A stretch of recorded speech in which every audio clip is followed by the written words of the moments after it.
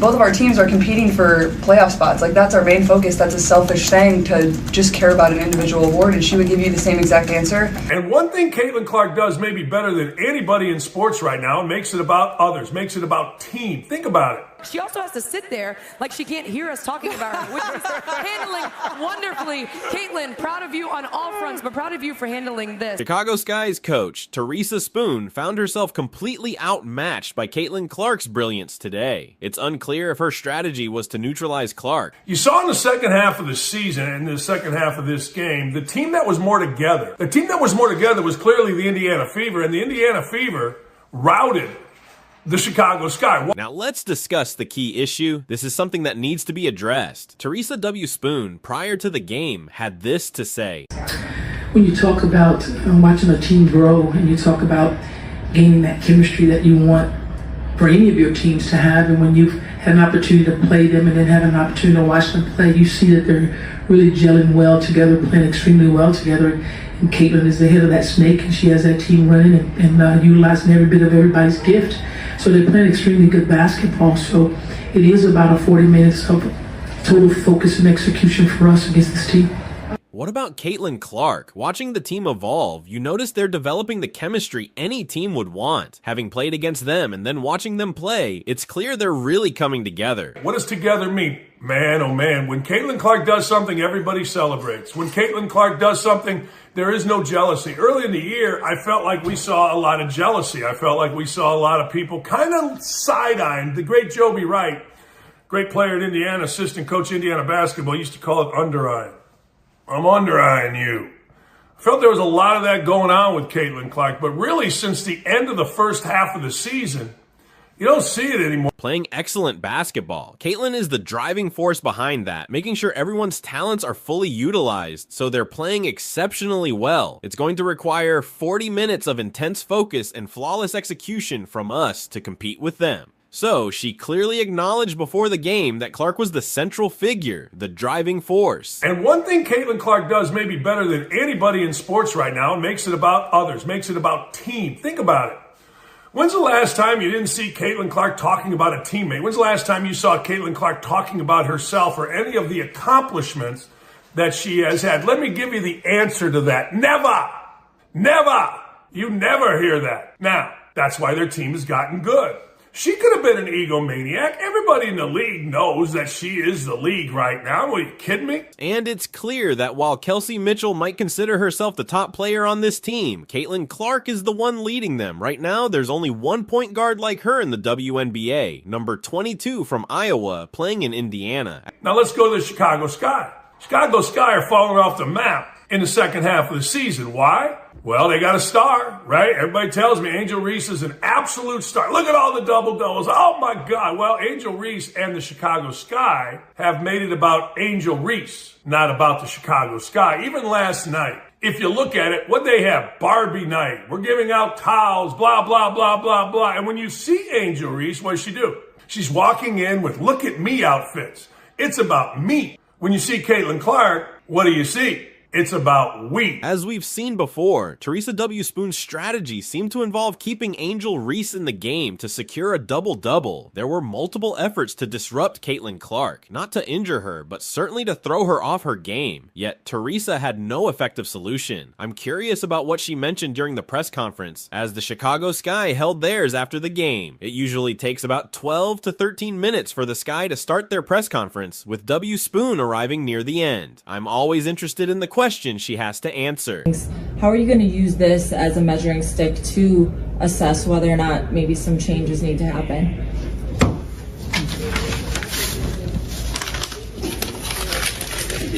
Dominating the paint is crucial, especially when they control the paint. However, it's tough to dominate when you're shooting 30%. For instance, Cardoso couldn't find any success. What are they missing? This marks their 5th consecutive loss, this time by 19 points after the previous 4 losses were by no more than 4 points. I think me and Angel would both give you the same answer, like, you don't wake up and think about individual awards. I know that's what all of you think we do. I know we don't. Like, that's what everybody wants to make this about, but like, we both of our teams are competing for playoff spots. Like, that's our main focus. That's a selfish thing to just care about an individual award, and she would give you the same exact answer. I'm sure she has given you the same exact answer. So What's missing from this team? There are several issues that need addressing, beginning with defense. They identify as a defensive team, but I'll say it, they no longer play defense. I'm making it clear. This team no longer defends. They claim to be defensive-minded, yet they got rid of their weakest defender, Marina Mabrey, and still don't defend. Well, it was so great because that's what you see online, right? Is Angel Reese only rebounds like this, especially on the offensive end, because she gets so many of her own misses. So I was like, well, I wonder how many of her own misses she actually gets. And what the Sports and Information Group came back with is the number, I think it was like 55 of her offensive rebounds at the time were off of her own misses. Well, if you do a little bit of math, you realize she would still be leading the league in offensive rebounds per game if you took away all of her own misses. And that's not if you also took away other people's misses. Of course, every player, especially big players, get some of their offensive rebounds off of their own misses. So if you just take hers away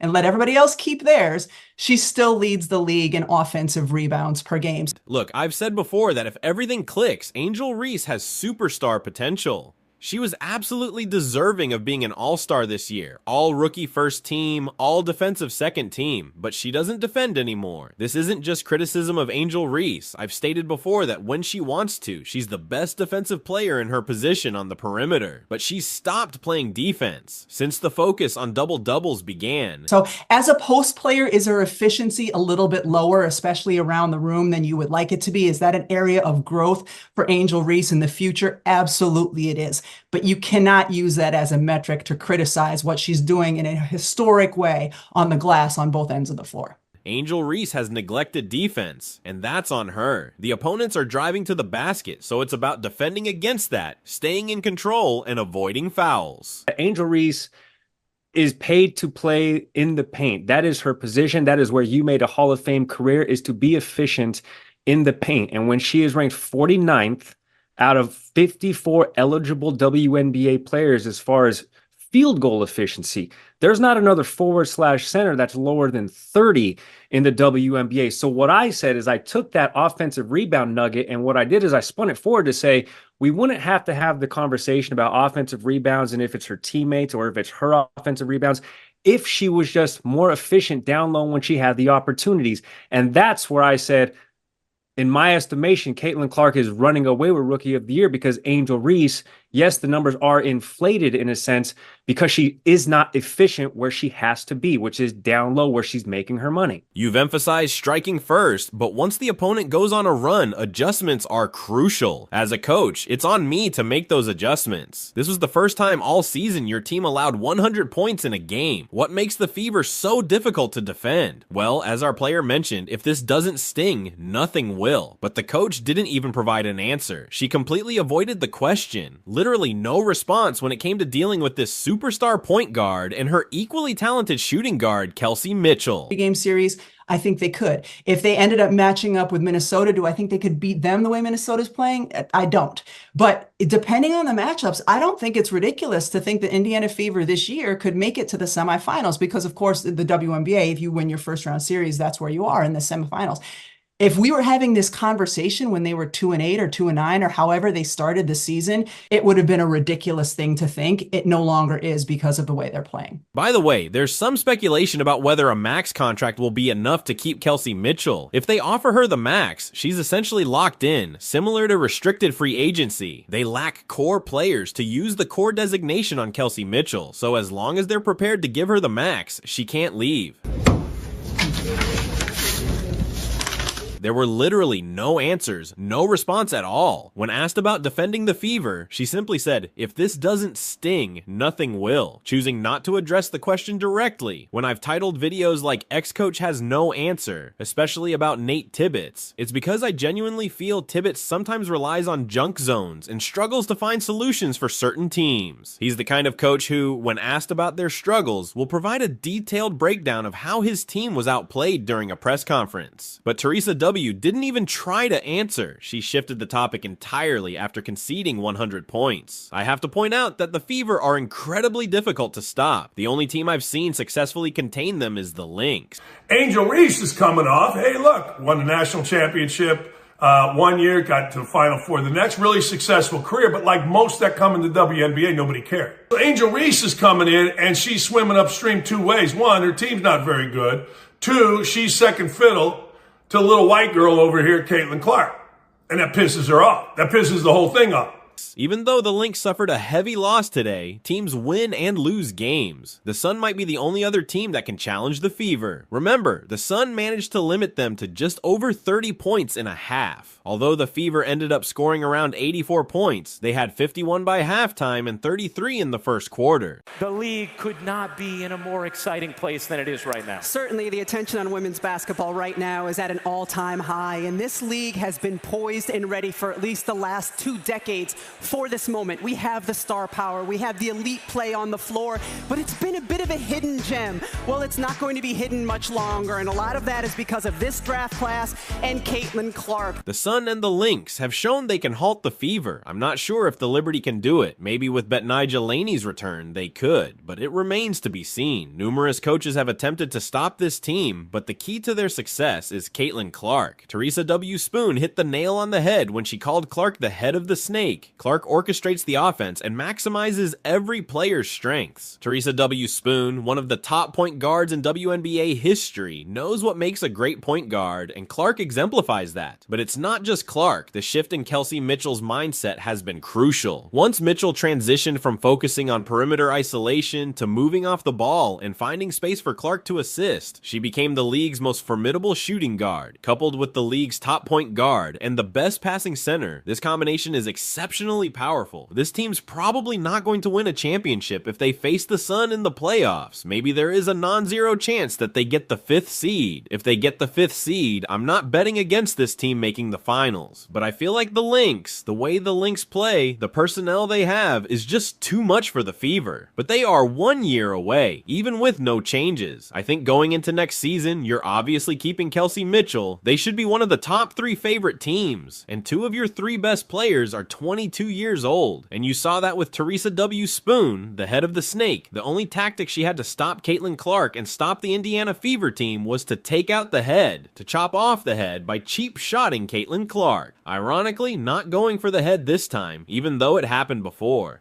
Among the countless admirers of Caitlin Clark's skills is NBA legend LeBron James. James took to X to express his admiration for the young guard, describing her as cold in reference to her remarkable performance on the court. Clark's ability to maneuver through defensive pressure and create scoring opportunities for herself and her teammates was nothing short of spectacular. Her precise shooting, including 5 successful three-pointers, demonstrated her versatility and composure under pressure. With this stellar performance, Caitlin Clark not only strengthened her case for the WNBA Rookie of the Year award, but also etched her name in the league's history books. Her 30-point, 12-assist game against the Sky made her the first player ever to achieve such a feat in a single game, underscoring her exceptional skills and impact on the court. Following his initial post, LeBron couldn't contain his excitement, hyping up Caitlin Clark with the tweet, "Caitlin Clark! Hi haters." While Clark dominated the spotlight with her record-setting performance, her teammates also stepped up with strong contributions from Kelsey Mitchell, Nalissa Smith, and Lexi Hull, which helped secure the victory against the Sky. Y'all see the woman speed up.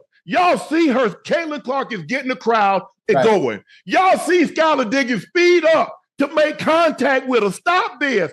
During the game between the Indiana Fever and Seattle Storm on Sunday, tensions flared between the two coaches as the match was winding down. Fever's coach, Christy Sides, and Storm's coach, Noelle Quinn, exchanged heated comments on the sidelines, likely due to Indiana not substituting its starters after Seattle had already done so, as the game slipped away from the Storm. In the midst of this, Fever rookie guard Caitlin Clark seemed to chime in, as the Jumbotron at Gainbridge Fieldhouse captured her appearing to tell the Storm players to stop crying while they were engaged in the intense discussion between Sides and Quinn. The Indiana Fever's recent win over the Seattle Storm has stirred quite a buzz. Before this game, nearly all the betting odds favored Seattle, who had previously beaten the Fever in their last 2 encounters and were seen as a playoff contender. However, the game's conclusion brought some unexpected drama. There's been a lot of chatter, especially after new footage emerged that puts Seattle's coach, Noelle Quinn, in a negative light. The lack of sportsmanship displayed by Quinn after the loss loss raises questions about professionalism in the league. As highlighted by Outkick in their posts on X, it's no surprise that this league struggles with viewership. The expected professionalism from coaches and players seems lacking, and Caitlin Clark's impact on the league continues to be a hot topic. I came across this video and found it really intriguing. When Caitlin Clark was making her way back to her team, she got hit with a pretty hard shove from one of the Seattle Storm players. Just watch, she takes a solid hit right there. Y'all mad cause that corn-fed Iowa girl busting y'all ass.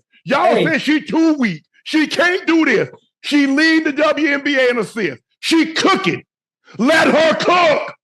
Let her cook. And Noel Quinn was going crazy, thinking that Christy Sides should have pulled the starters earlier, or what they call emptying the bench. But I thought, this is professional basketball. There's no rule that says that has to happen. It's just one of those annoying unwritten rules that pop up in sports. So here's the coach getting right up in Christy Sides' face, and honestly, there's no reason for that. It shows a real lack of sportsmanship, and then she just walks away. It honestly makes the Seattle Storm's coach look really petty and awful. Coaches often reflect the poor behavior of their players, especially when it comes to someone like Caitlin Clark. They just don't seem ready for the level of success this league has achieved. Here's another clip from the end of the game. Yeah, they really got blown out. They definitely weren't supposed to get blown out like that. Come on, it's time to mature and manage your emotions better. There's a player over there talking trash, and what are we doing in response? It's just hard to believe. So that's a glimpse of what transpired. Now there's another video that just surfaced, so let's take a look at it. Caitlin Clark was right there. They really got her riled up. She was on the sideline and she was letting it be known. Honestly, they need to get their feelings under control. Seattle can't seem to handle this team, her fame, and her achievements. Caitlin Clark isn't backing down from anyone, and I found this video that's been circulating of Noel Quinn calling herself a gangster from LA. Seriously, is this what the league has come to? Take a look. Alright, when I mention the word gangster, I don't mean it in a bad way. It's just how I think. Is it really a bad thing to refer to yourself like that? These were her thoughts after the game during the press conference. Check this out. Caitlin Clark has truly made waves in this league, and it's been incredible to witness. However, I'm struck by the unprofessional reactions from some players and coaches. We've got seasoned coaches like Noel Quinn, Cheryl Reeve, and Becky Hammond, who has multiple championships under her belt. Yet they seem to be acting out of pettiness and envy when a rookie from Iowa steps in. It's clear that this situation has stirred up quite a bit of discussion. It seems like frustrations are boiling over for you and your team, coach. And let's not forget about sportsmanship. It's pretty shocking that she took issue with Clark encouraging the crowd to cheer at the game's end. Seriously? Clark just set the WNBA rookie assist record for the season and broke the Indiana Fever record for most three-pointers in a single game, putting up stats like 29 points, 9 assists, and 5 rebounds. And this was a problem for the Seattle coach. Honestly, it's a bit pathetic. This whole thing is just wild. Look, they're playing in Indiana, on their home turf. It's not like she was standing on the Cowboys star. Remember Terrell Owens? Keep it going, Cece. You just took down one of the top teams in the WNBA, and they can't seem to handle it. It's wild, and honestly a bit crazy. Clearly, Caitlin Clark is doing something right. And let's talk about sportsmanship from the Storm. I bet there have been moments when they didn't pull their players right away after a big win. They're just upset. Remember the quote, "Why are you so worried about me, the GOAT?" It's ridiculous. I don't recall them easing up on us when they were dominating earlier in the season.